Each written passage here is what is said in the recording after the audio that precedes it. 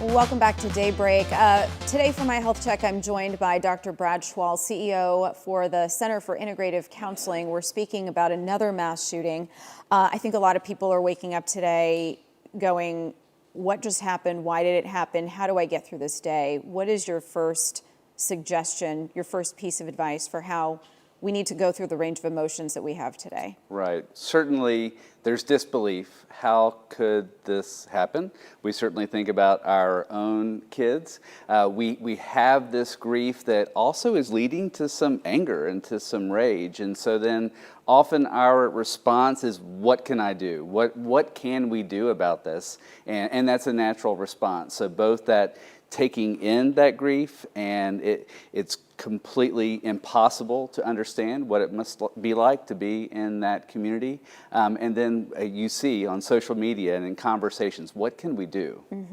I'm not sure that there's a lot we can do for other people, but I always like to say there's a lot we can do for ourselves, because this physiological response, right? This anxiety, this stress, this anger that you're talking about, we shouldn't necessarily be sitting with it all day.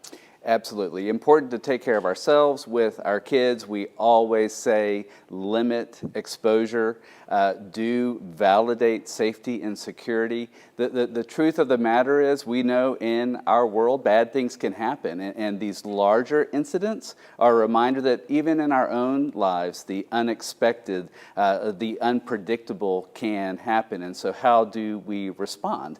So I do think bringing it in closer to taking care of ourselves, and that's not selfish, because we all deal with lots of different stressors and trauma. At the same time, we do think in our sphere of influence, what can we do to be the opposite, the antidote to hate, to violence, and how can we influence those around us and our communities around us? Yeah, look, I always say, and I think I tweeted about this yesterday, if you can offer someone kindness, love, support, communicate with them, reach out, ask how they're doing. If you influence one life, as we have seen, one life can make a difference, right? So I think that piece of the humanity has been missing a little bit, and maybe we reconnect to that. Yes, so we'll be learning much more about what led to what happened. We will be talking about it, conversing about it, but I do believe that we can focus on that compassion, and with our kids, we do talk about that. We do talk about that unexplainable and that impossible to understand pain they must feel, because we must also teach our kids compassion, and compassion is needed around us too. I'm sorry, I just have quickly one more question. We hear grief counselors are going to be on hand here, there, everywhere. What do they do? What do they do when a kid comes in, or a teacher comes in, or a parent comes in? First, there's just purely presence. Presence in a time of grief, tragedy, trauma is so key.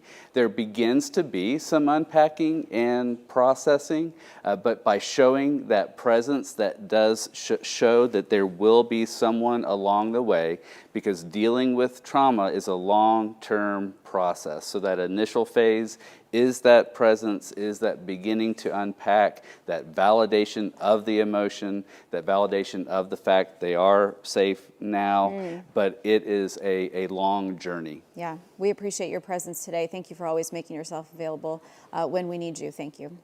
Okay, we're going to send things over to meteorologist Greg Fields with a check of your forecast this morning.